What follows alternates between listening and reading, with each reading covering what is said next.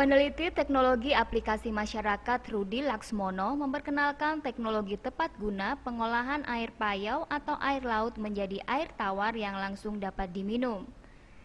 Teknologi ini diperuntukkan untuk pemanfaatan air laut di daerah pesisir sebagai air minum.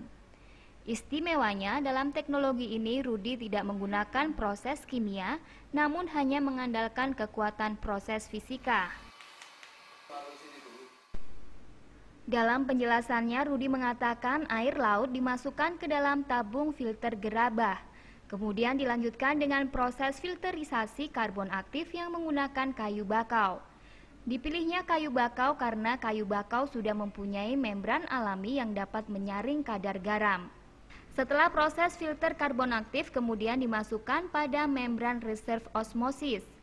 Dan setelah proses dari membran RO ini, maka air payau sudah menjadi air tawar yang langsung dapat diminum. Jadi teknik di sini adalah teknik secara fisika.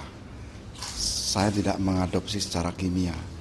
Mengubah air payau yang ada di pesisir pantai menjadi air tawar dan layak minum.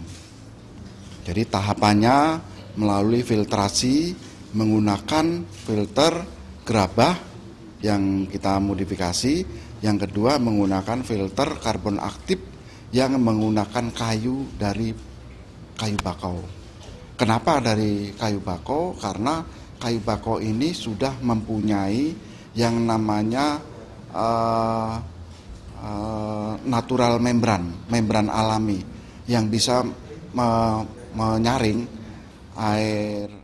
Dari hasil simulasi di depan 12 peserta kursus di Tristar didapat kadar zat terlarut pada air tawar yang sudah diolah menggunakan proses fisika ini hanya menunjukkan angka 23. Sedangkan air minum dalam kemasan zat terlarutnya masih 144. Rudi menjelaskan dari hasil simulasi ini jelas terlihat proses pengolahan dengan teknologi ini dapat memperkecil ion-ion yang membahayakan kesehatan.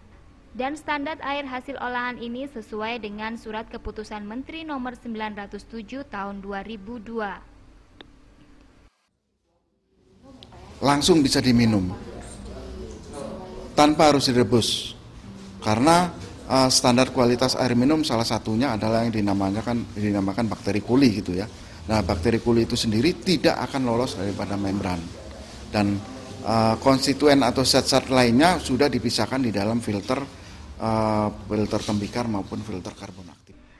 Rudi mengatakan teknologi ini juga tepat untuk digunakan untuk fasilitas penyediaan air bersih korban bencana alam.